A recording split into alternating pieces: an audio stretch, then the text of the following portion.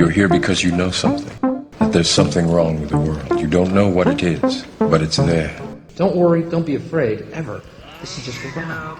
Vibrations, I'm picking up vibrations. I'm picking up vibrations. I'm picking up vibrations. Why is NASA Part Department of Defense? They divided up the seas into 33 degrees, feeding kids masonry. Bro, be careful what you read. Flatline, flatline. There's no superior bloodline. Flatline, flatline. You got me once, but that died. Ayy. I see only good things on the horizon. That's probably why the horizon is always rising. Indoctrinated in a cult called science, and graduated to a club full of liars. Heliocentrism, you were the sixth victim. Fuck you and your team, you can sit on the bench with them, they nervous. But before you try to curve it, do your research on David Irving. So you want to find the farthest point from that center. And it turns out sea level at the equator is farther away from the center of the Earth than sea level near the poles. It has nothing to do with global warming and melting of the ice caps. Why is that? Because Earth, we know it spins once a day. Yes, thank you. 3 people know how long a day lasts here. Good for row number 2. They're off to a great start. So you spin, when you spin pizza dough, it kind of flattens out. Yeah. Gets wider in the middle. And so Earth, throughout its life, even when it formed, it was spinning. And it got a little wider at the equator than it does at the poles. So it's not actually a sphere. It's oblate. And officially it's an oblate spheroid. That's what we call it. But not only that, it's slightly wider below the equator than above the equator. A little chubbier. A little chubbier. Yeah. Chubby's a good word. It's like pear-shaped. Yeah. So it turns out the pear-shapedness is bigger than the height of Mount Everest above sea level. And this time round on Good Vibrations, we're going for the big one. Yes, we are doing a volume on the flat Earth model, the flat Earth theory, as many would know it. It's a subject area which inevitably divides opinion, and just the very mention of that phrase has probably turned a whole bunch of people off. There does tend to be a lot of emotional attachment to this subject area on both sides of the fence. It does seem to be the case in my experience that a lot of people will just reject the whole subject area out of hand purely because it just doesn't sound right. They won't look at the evidence, they won't actually spend the time looking at the arguments that come from the other camp because they've already decided that it sounds ridiculous, so it can't possibly be true. And I'm very familiar with that way of looking at things through a subject area that I've got into myself quite a bit in recent times, and it also features in my upcoming book, and that is the Paul McCartney replacement theory. I'm very much aware that when you mention this subject to certain people, their eyes glaze over and they go into defensive mode immediately. And it seems to be pretty much the case with the flat Earth theory. I've held off from doing a podcast on this subject for quite a while because I've been trying to make sense of the whole thing myself and assimilate all the information in my own mind. I felt it was only right to get into this subject area though and give it some airing because we've covered all kinds of other controversial subjects, so why not this one? And I've lined up a guest that is already very well known within the sort of truth alternative field. We featured him before on Good Vibrations. Is Santos Bonacci. We're crossing over to Australia to have a chat with him because he's one of the most vocal proponents of the flat Earth model in recent times, and I know he's taken his fair share of stick because of it, which kind of proves the point that I was making just a short while ago. I'm going to be putting to him some of the observations, comments, objections from those that sit firmly in the heliocentric model side of things. And I think it's going to be a very lively and interesting discussion. Best listened to, of course, with an open mind. Let's talk to Santos Bonacci. Hey Santos, how you doing, brother? Great, yourself? I'm all right, mate, yeah. And we spoke, I think it was 2014, first time you came on Good Vibrations. And we got into a whole load of deep stuff then, so it's good to reconnect. Yeah, it is. Likewise. Thanks, Mark. So today, I really wanted to get into the flat Earth subject area. It's known as the flat Earth theory. I know that you would claim it's not a theory at all. But it's only in very recent times that I've heard you come out on radio shows and such and start talking about this, probably the last 18 months or so. So what led to you kind of really going all out on this subject? Yeah, well, knowing it is one thing. The other thing is that we are taught to scoff at it, you see. So basically I've known it since I was a kid because the Jehovah's Witnesses taught us to to laugh at it. Yeah, so cognitive dissonance sets in at an early age, and through various stages of our lives we are introduced to the flat earth concept. But we're taught to go with the crowd because the crowd has been indoctrinated in such a way since kindergarten. The globe is there. And so children here in Australia are taught to suspend their intelligence, and they believe they're upside down, or at least they vocalize these passed on teachings a la parrot style. And so I eventually stopped laughing at the flat earth model because, of course, as Jehovah's Witnesses we'd be laughing, oh look how funny the ancients were, you know, they did not know the true God Jehovah and thought the earth was flat, supported by turtles swimming on waters and all of this. So, but one starts to stop in their tracks when they do research properly and think things through. And I mean, I could name any one of thousands of reasons why it's absolutely true that we live on a perfectly flat disk Earth. And one of those reasons would be the bullseye type time-lapse images of the North Pole. Now, people say this is proof that we're spinning. Well, no, it's not. This is totally proof of the opposite, that the sky is spinning. Obviously, it has to be. Unless these images are taken from the very, very center of the North Pole. They cannot be taken on any other part of the Earth, and yet they are taken in Italy, America, Canada, and all parts of the so-called Northern Hemisphere. And it is so easy to prove that this, in fact, is evidence that the sky is moving and the Earth is absolutely 100% stationary. Because, you see, they tell you that we rotate and we orbit. So these two motions automatically cancel those beautiful star trails in a perfect bullseye form. Totally. They would have to, the only way you could get this effect is if you were standing directly under or at the North Pole. Because both of the rotation, only the rotation can produce that effect, you see. So if there's an orbit, again, cancels out the bullseye. And so not only are these two the two motions that scientists tell us that we are constantly in a flux with, undergoing, there are also two other motions. So the rotation's 1,000 miles an hour at the equator of the Earth.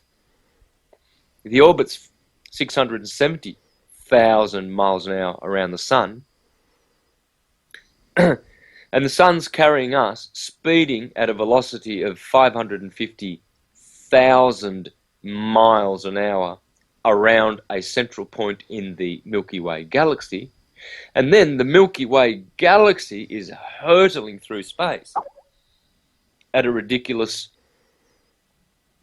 I've forgotten the ridiculous figure. It's so ridiculous I don't want to crystallize it in my memory, actually. I'm trying to avoid it. Yeah. But all of those motions, four motions, totally cancel these bullseye images. So there's one easy way. That's all you need. Don't need anything else. I'm certainly familiar with many of the main points that are put forward by the flat earth advocates as to why this has to be the case. And I think a lot of people that kind of wholesale reject this idea would also be familiar with the evidence that is put forward. And a lot of them do seem to be very compelling and very convincing. It does take a big leap of faith to kind of nail your colours to this particular mast, though, which is why so many people stay on the fence with it for so long. I'm on the fence with it myself. I've listened to stuff that you've said in previous interviews, and I do find a lot of the information very difficult to argue with. But for the reason that you outlined at the very start of the interview, which is that you get scoffed at and you get ridiculed if you firmly place both feet in this camp, a lot of people want to be absolutely sure before they kind of put their name to it. What I would like to do is just voice a few questions and concerns on behalf of those who have not yet committed fully to accepting the flat earth model, and to get your responses to it, because I know that these people would want to ask these questions themselves if they had the opportunity.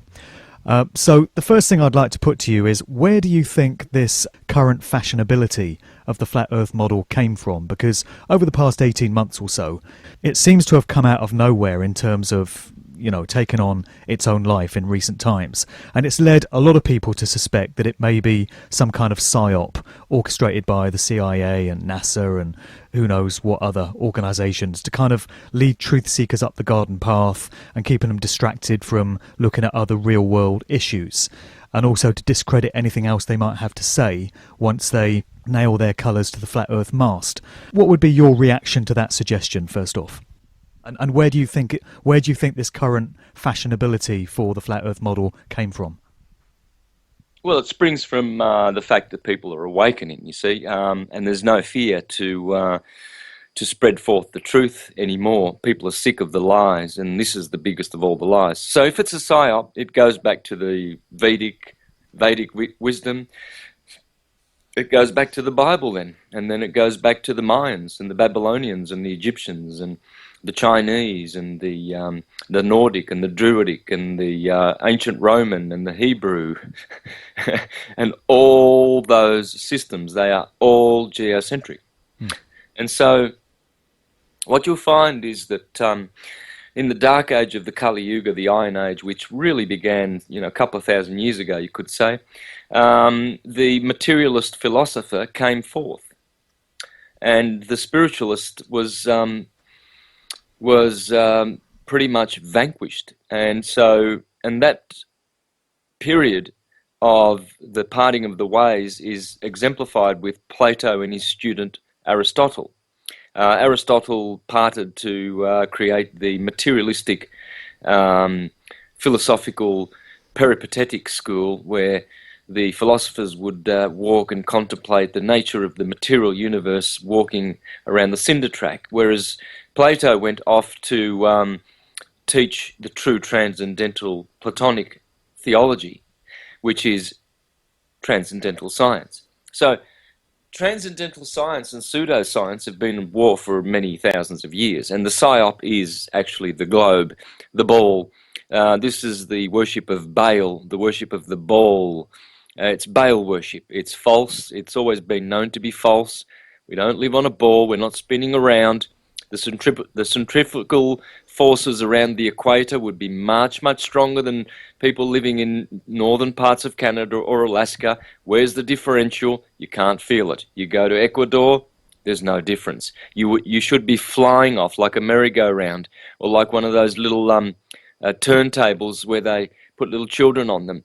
The centrifugal pressure pushes you outward, not inward, as hocus pocus gravity would would teach. We're supposed to be stuck to the globe, whereas the 1,000 miles an hour, faster than the speed of sound, rotating centrifugal forces at the equator should fling you off into the heavens.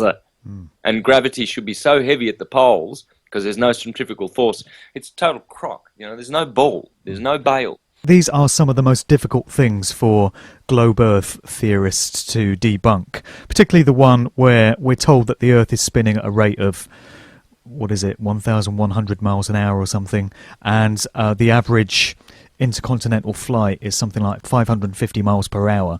So on that basis, if you're travelling from west to east, how do flights ever reach their destination when the Earth is travelling faster than they are? And as you've said, you're in Australia right now. I'm speaking to you from England. You should be upside down from me, and you're stuck to the globe by gravity or whatever it is, but you are, to all intents and purposes, upside down, and all the buildings in all the cities are upside down, and all the cars are driving upside down. How is that possible? You know, these are the most difficult things to debunk, I feel. Oh, they haven't got a hope, because it's indoctrination that they're defending to the death. And isn't it interesting that we seem to have come full circle, no pun intended. When you look back a few hundred years, conventional wisdom had it that we lived on a flat plane, and people used to believe that you could actually sail off the edge if you went too far. And then came, Copernicus and Galileo and all these characters with their globe Earth model, and suddenly the whole paradigm got kind of redrawn, and it got accepted into the universities and colleges and such, and was taught in academia, as you say. And so for the past 100 years, we've been conditioned and programmed through the schooling system to believe that we live on a globe, and there are globe sort of motifs and icons everywhere, as I've heard you point out as well, just to kind of subliminally reinforce that fact. But now you've got a whole bunch of people coming round to the idea that actually the first model was correct after all, and that the globe is a lie. So there's these changing sort of belief systems all the time.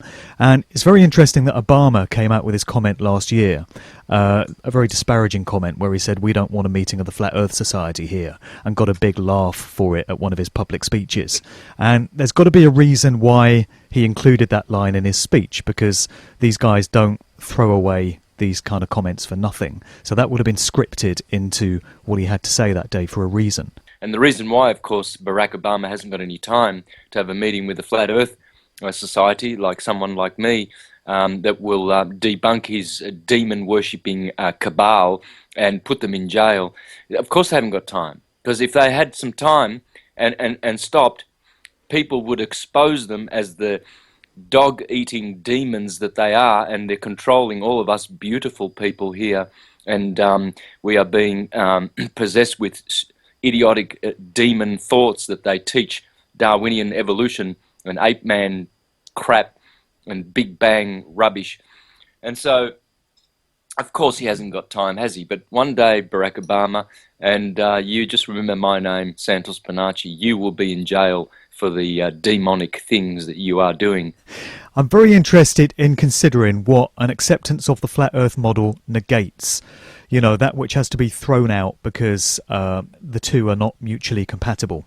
So if the Flat Earth is correct, this is my number one question really, because from when I first started considering this whole subject area, this is the one that has really bugged me. Where does it leave us regarding zodiacal ages and the phenomenon of precession of the equinoxes? Because this is all based around what we're told is a slight wobble of the Earth on its axis over vast periods of time. The sun at the vernal equinox is seen to rise against a different zodiacal constellation. I'm sure you're familiar with the concept. And precession is encoded in many ancient monuments and writings from civilizations all over the ancient world. It seems to me that if the Flat Earth is correct, then precession and, these zodiacal constellations have to be thrown out. No, not at all. The perspective needs to change, that's all. The heliocentric model is erroneous, pure and simple. The sun's not the center, Helios the father. It's Gaia, the mother. It's geocentric. And so these boy god worshipping patriarchal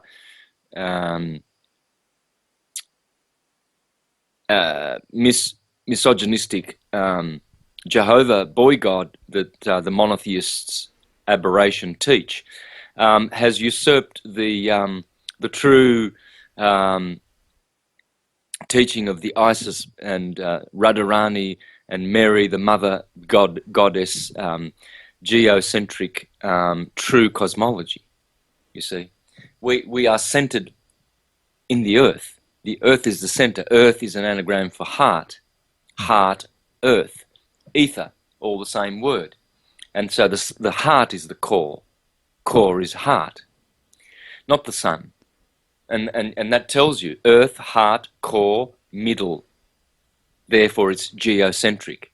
And in order to be geocentric, one would revert to the understanding of the matriarchal nature of the universe, and to balance the two rather than be unbalanced in this patriarchal heliocentric system.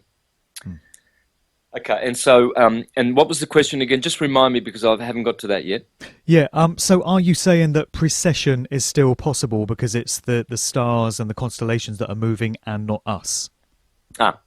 Okay, so the dome, vault, firmament, starry sidereal heaven, which is the 8th sphere above our head, which is the octave, the 7 luminaries are below this vault of the heavens, which is the zodiac and the stars. And these two systems, the sun on the ecliptic with its planets, so-called planets, the wandering stars, they move in circles contrary to the 8th sphere, which is the sidereal system. So below is the tropical system, the sun on the ecliptic as it goes through Aries, Cancer, Libra, Capricorn, the Aries spring equinox, the Cancer summer solstice, the autumnal Libran 23rd of September autumnal equinox, and the Capricorn 21st of December solstice. These are below the sidereal zodiac. And so this roof, this chandelier, according to the Vedic scriptures, the chandelier that God made above our heads, the starry vault, it turns 360 times every year, perfectly. And the sun, on the other hand, it needs 365 and a quarter revolutions. So there is a differential. There is a contrary motion. There is something that perplexes man in this differential has always disturbed man, modern man. And so this is the cause of the influences of the two systems, the tropical and the sidereal system. And so what appears to happen is a slippage with this differential, and it's called precession of the equinox. And so the sun appears to wander through the ecliptic, through the zodiac, 30 degrees every 2,000 years backward. It precesses. And so this can be explained by the differential of these 2 years, the 360 and the 365 and a quarter. And it's so simple. We don't need a globe and a wobble, a hocus-pocus wobble on an axis, hurtling through space to explain this. This is hocus-pocus. It's dodgy. It's so shonky, and it disturbs the intelligent ones. This is why there's a list of hundreds and hundreds and hundreds of great men and women who have written great books and treatises on the flat Earth. All you have to do is Google how many people have written about the flat Earth, and you'll see the list goes on and on and on and on. And yet, hocus pocus, Einsteinian relativity and gravity, Newtonian gravity and Copernican globalism are taught in all of the institutions. And why don't people like Robotham and all these great writers who gave proof and about the flat Earth, and why do we not talk about Airy's failure in 1871 with his water-filled telescope proved conclusively that we do not move? What about Sagnac in 1913 with his light experiment, splitting a beam of light around a table to see whether the ether would slow down the light, or whether phony Einsteinian relativity would affect the light, and he proved that there is an ether and therefore we are not rotating. What about the Michelson and Morley experiment with the tunnel, the 6-mile water channel where they found no curvature? There's no curvature. There's absolutely no curvature. You can see Chicago ramping up to your eye horizon from Milwaukee, from the opposite state, 120 miles away. You can be sitting in Veneto, Italy, Geneva, Italy, and you can see the Isle of Elba 125 miles away, sitting above the ocean. I was on a flight over Europe last week in a window seat actually, and I saw no curvature. You know, I had a brilliant view of who knows how many hundreds of miles from about 37,000 feet up, and there was no curvature evident, I have to say. It does not exist. This will not surprise you. Yeah, it's surprising that people just want, a curvature that they concoct in their own half-cocked, half-witted minds. You know, I had an argument with a friend that I've known for 20 years, and he was disgusted that because he's been up 45,000 miles in a plane and he's seen curvature. Well, I asked him, did you see that curvature at your eye level, 360 degrees around? Well, yes, I think I did. Well, then that is not curvature, because even if the Earth had a circumference of not 25,000 miles, 250,000 miles, add a few zeros, add 4 or 5, add 6, add 40 zeros, add as many zeros as you want, you would never, ever, ever see the horizon at your eye level in a jet at 45 or 39,000 or 10,000 miles high. You would see a slope, and not a slope, a curved parabolic curve, which means 8 inches by the distance squared. So 8 inches for the first mile, 32 for the next, 78 for the third mile. And so the Isle of Elba, that should be about 8,000 feet below your eye level, but you're sitting there in Geneva drinking coffee, and you can see it high up. It actually ramps up to your eye. Always, the horizon is always up to your eye. And isn't it interesting that you can be upside down, and yet your eye is always adjusted to a level horizon? That's because up is up, and down is down, and the horizon is flat and level, and up is up, and down is down. And to hell with relativism, because it's hocus pocus, phony shonky. Just going back to what you were talking about a few minutes ago, where we were talking about the phenomenon of precession and how that's still possible. Presumably, if it's ourselves that aren't moving and the sun that is, this would account for the solstices and the equinoxes then, and the movements that we see on those occasions. I'm thinking specifically about the winter solstice in the northern hemisphere, as we're told, where the sun effectively dies for 3 days, you know, where it dips below the horizon for the 22nd, 23rd and 24th of December, rises again on the 25th, which is the origins of the modern celebrations of Christmas, of course. That would all still be possible when you realise that it's the other bodies that are moving and not ourselves. Is that correct? Yeah, well, the sun does 365 and a quarter circles every year in a tent-like, teepee-like formation, where the bottom of the teepee is the larger circle. That would be the Tropic of Capricorn. And the top of the teepee, which is a tighter and more compact, smaller circle, that would be the Tropic of Cancer. And so, and in the middle is where the equinoxes happen. And so, this is a vortex. It's clearly a vortex. The sun is vortexing in the sky. Helios is a helix, as in DNA helix. And so, as it goes up to the Tropic of Cancer, it compresses. And souls are attracted and introduced into this solar system through this contraction.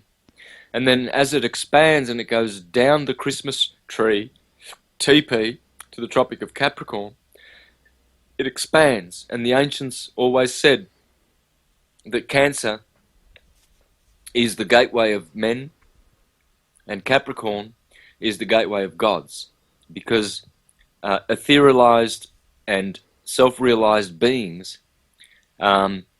return to the heavens from that tropic, at the Tropic of Cancer, which is Capricorn, which is ruled by Saturn. Saturn's the grim reaper. Saturn is the harvester. He has a scythe, a sickle in his hand, and so he reaps and has a harvest of souls. Whereas the moon rules in Cancer, and the moon is the ovaries and the womb of the solar system. She brings the souls in through from her sphere onto the earth, and the earth clothes us with this garment, this physical body, because of dust you are, and dust you shall return. So, no hemispheres, no equator, and no poles. So, out goes any suggestion of magnetic north and south poles then, I guess. And we're taught that many birds and sea creatures use the poles to navigate themselves around.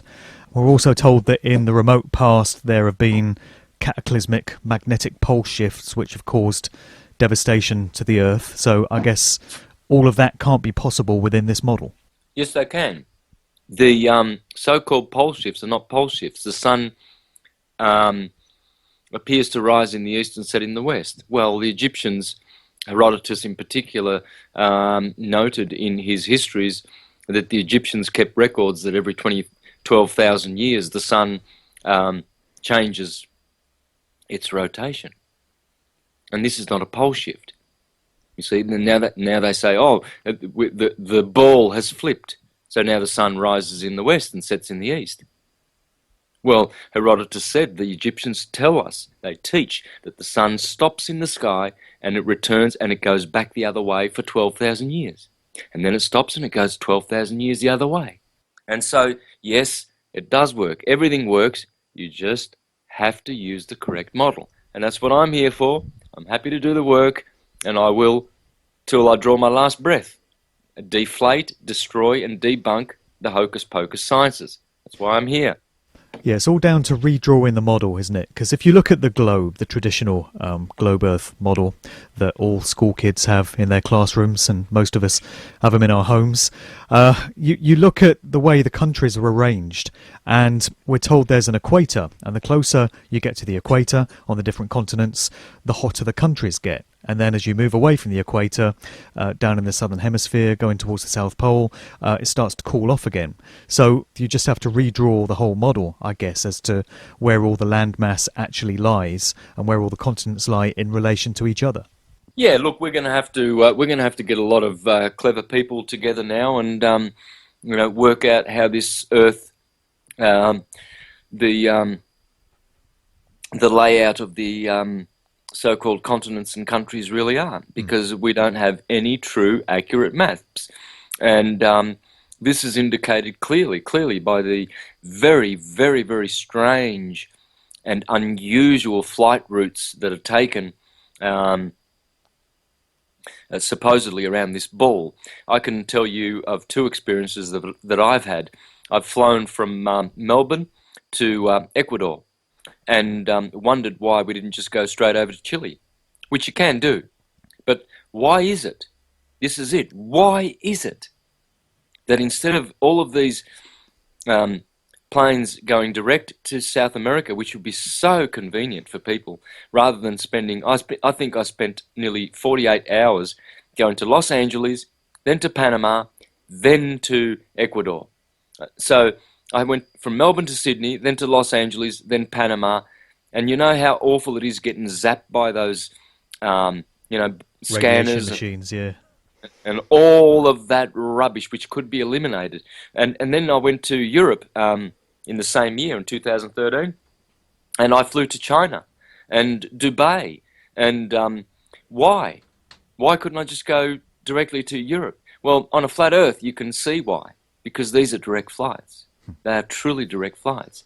And what they're doing is they're lying to us and keeping this Copernican demonic model alive so that we can be atheists and idiots and be harvested by the pimpocracy which rules this earth.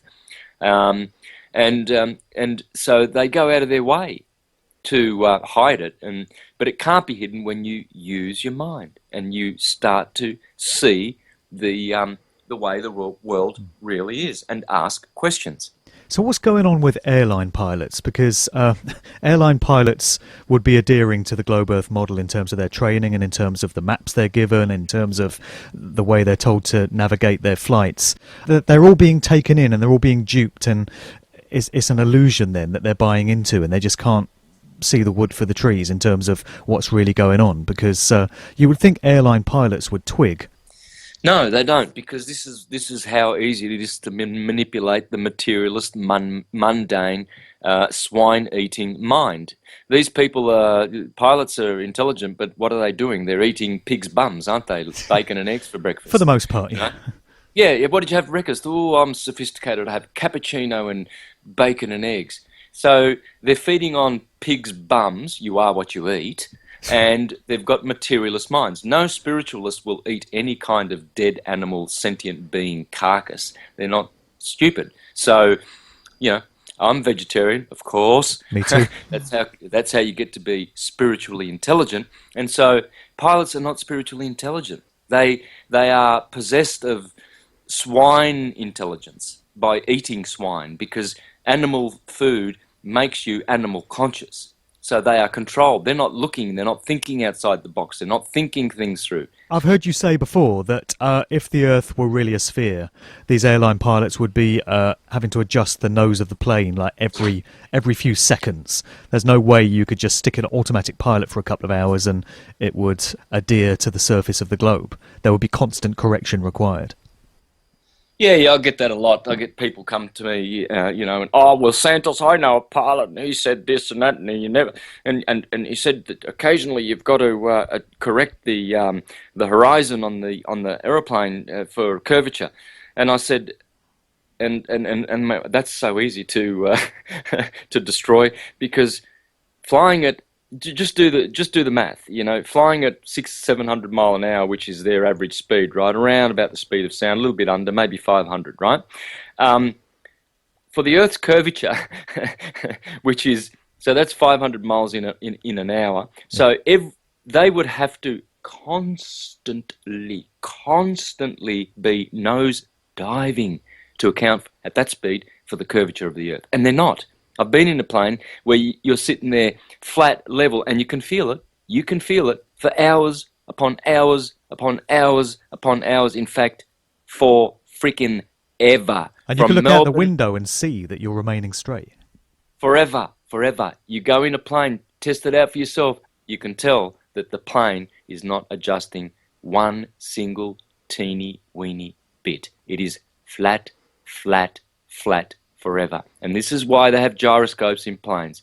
Gyroscopes would be totally redundant, pointless, a stupidity to even put them in any of these Mark III, Mark IV planes if we didn't live on a flat plane.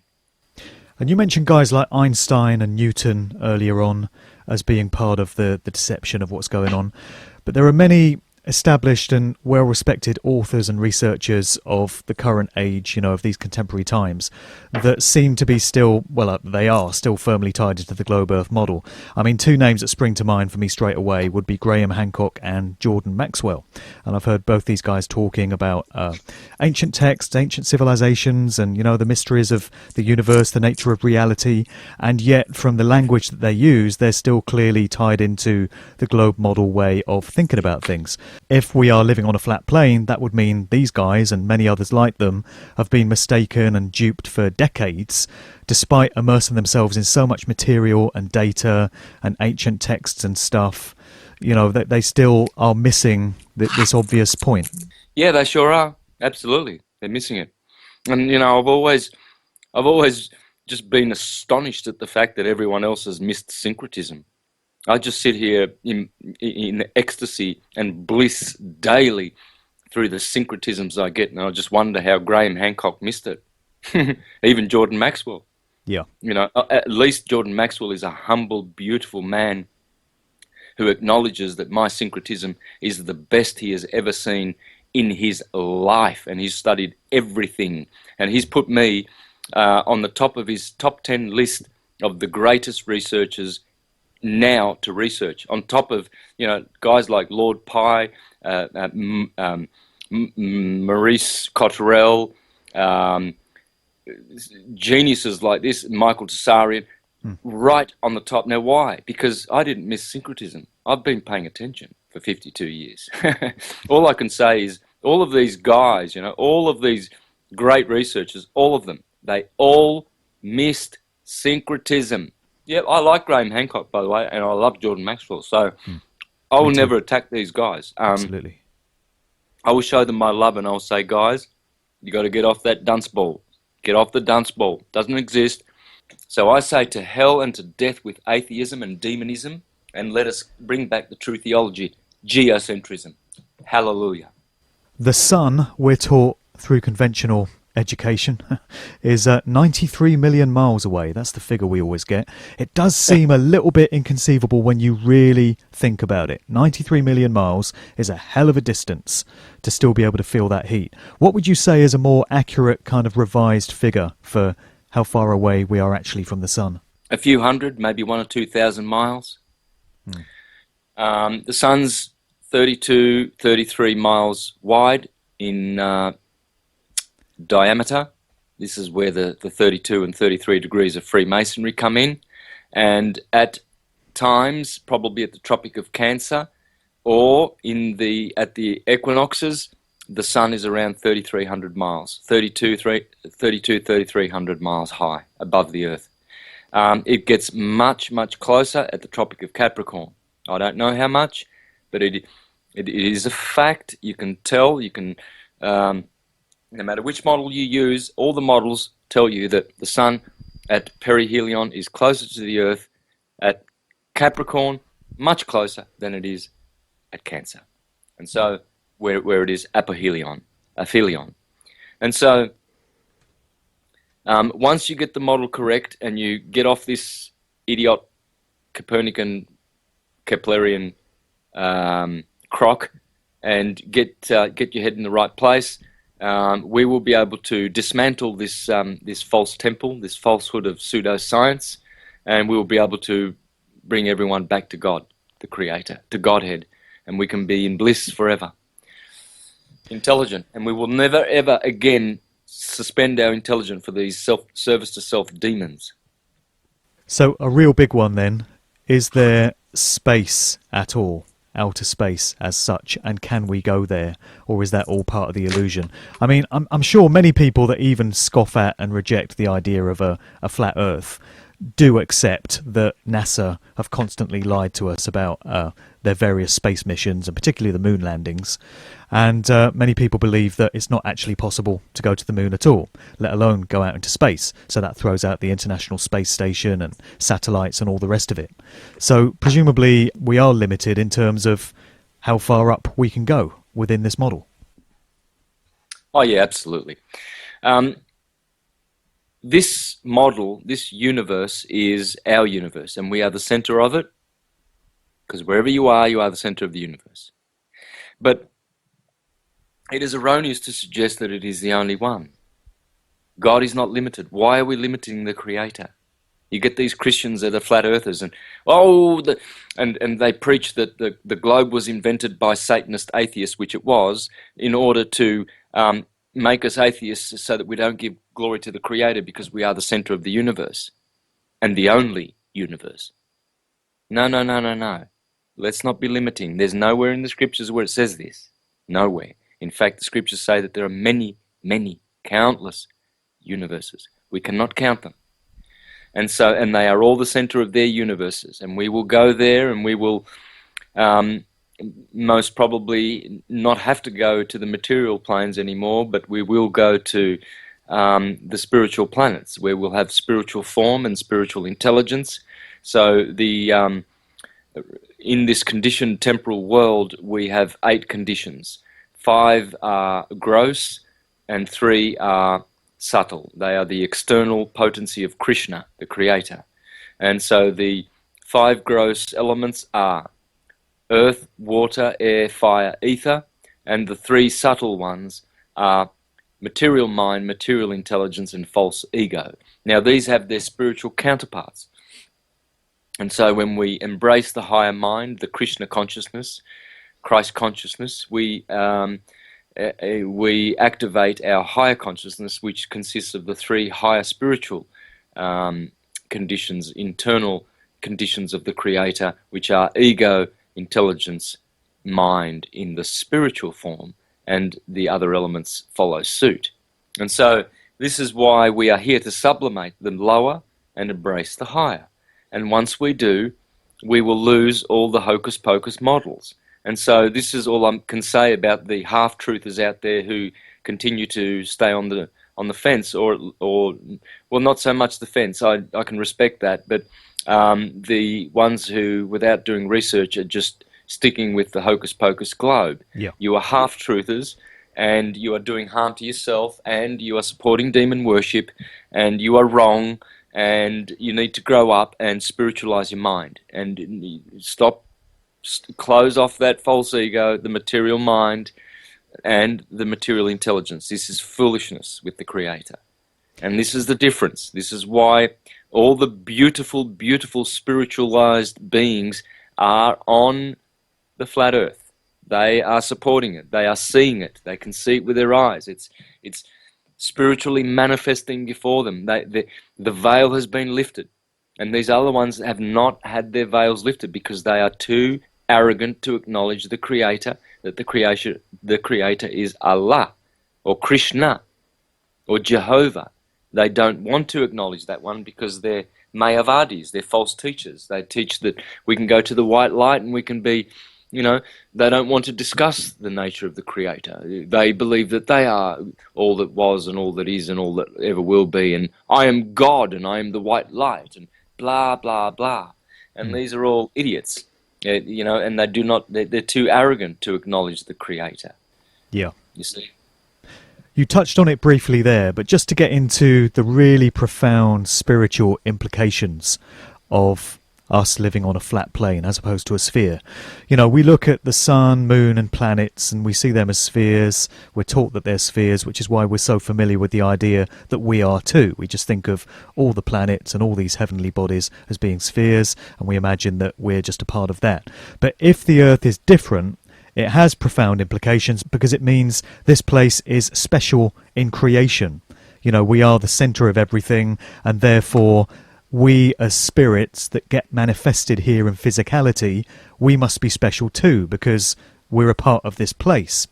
And I know that skeptics will say it doesn't matter what shape the Earth is when there are bigger problems and issues around. There are other things we need to address, and we can worry about what shape the bloody Earth is afterwards. But I know you would argue that it is actually of profound importance in terms of how we view ourselves and our place here. It really does matter. Absolutely it does matter. How dare you say such an offensive, stupid thing, I would say to them, because clearly all lies must be exposed, especially the bigger ones. This is the biggest one, and all the others hinge on it. So to say such a thing is offensive to the intelligence of the spiritualized beings and the ones who are advancing the truth movement today. These ones are discrediting the truth movement, contrary to what they say that the flat earthers are. They are dragging their heels, because the evidence is out on the table. It's a done deal, case closed. I rest my case with Tesla. Tesla says gravity is a crock, and relativity of Einstein. He thought Einstein was a monkey man with his relativity hocus pocus. So I rest my case with him. He was an intelligent that he could wipe the table with my intelligence, 10 times over. So I don't have to argue. I've got Tesla, I've got other great people, great scientists who know that the Earth is a flat plane and a flat disk, and it's only, benefiting and serving the elite classes, that we are dragging our heels on this matter. We know that the dark occult controllers of this place love offering little clues for those with eyes to see through their favourite tactic of placing the truth right there in plain sight.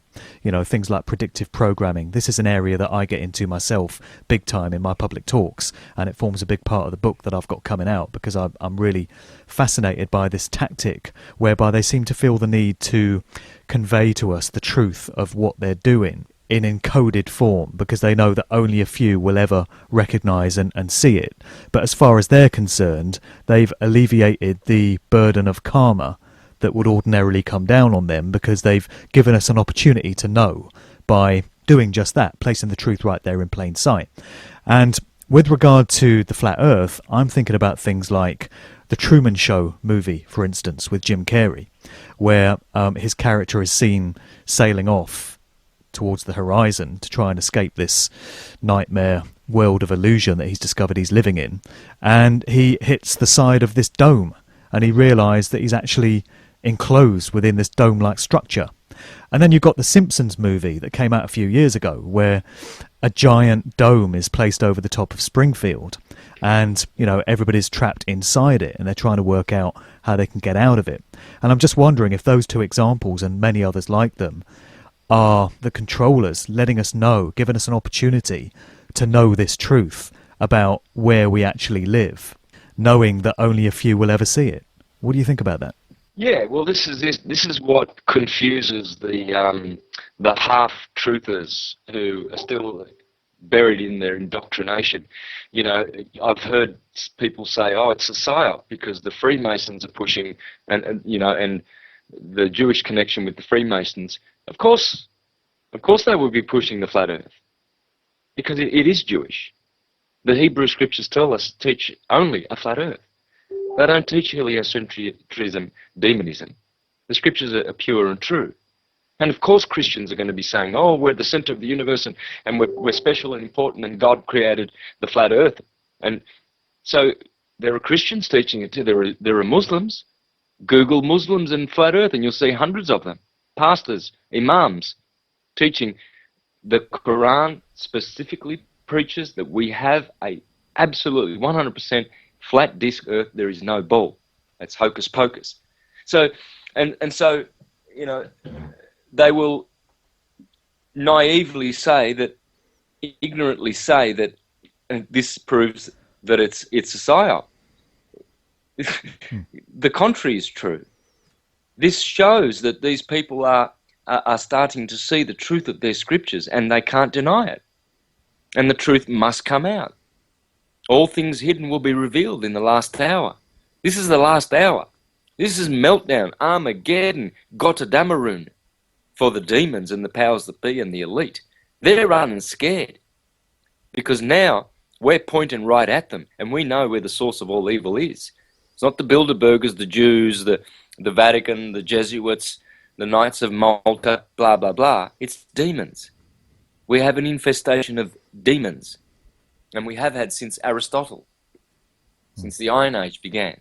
And there was a parting way, and the materialists went one way, and the spiritualists went one way, and Rome closed the spiritualist Neoplatonic schools and blessed the Aristotelian buffoon materialist schools, and the whole world agrees with Aristotle that we are a speck of dust flying around insignificant Big Bang style, rock, spinning ball, hocus pocus buffoonery. Yeah, the Richard Dawkins model.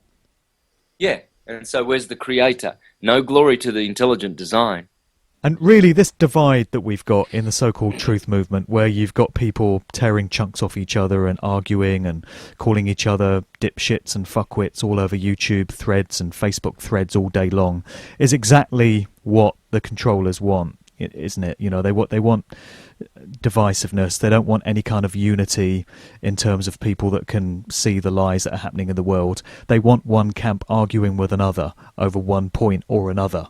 And it seems with this whole subject area, they've really got people anything but unifying and coming together and trying to address the problems that we all face. So they must be having a good old laugh at a job well done in terms of the way these different camps argue with each other all day long, don't you think?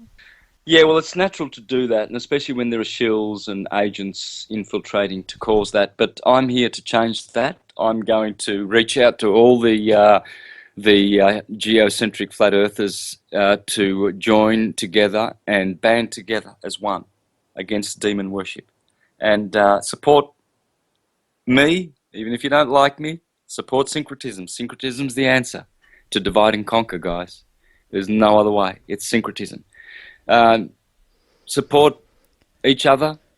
Let's band together and let's make a claim, a lawful claim against the institutionalized system, and let's make them bring proof of their claim that gravity, relativity, the globe, Big Bang, the Hegelian dialectic, gravity, Darwinian monkey man evolution have any grounds in reality and evidence and fact at all. Where's the proof? So I'm reaching out to all the intelligent, lawful type ones that know how to file claims in courts, and let's go to the Vatican with a claim, guys. Join me. I'll do it. Support me. Let's fund a group of 10 or 20 guys to write up a document and write up and ask them, where's the evidence for this monkey man Einsteinian relativity? Where's the hocus pocus gravity you talk about? Give us proof of it. We can prove magnetism and electricity with simple tests. A little kid can do that. But how can they prove gravity, the idiots? So why don't we stop it, put an end to this demon worship and pimpocracy and all of this hate and killing and wars and military industrial complex and vaccinating, poisoning our children and chemtrailing and fluoride in the water to make our brains retarded. Poisons everywhere, poison everywhere by these elite criminal demons. Let's get together. I'm reaching out. I am reaching out. Let's band together and let's go out after the demons and vanquish them from this plane.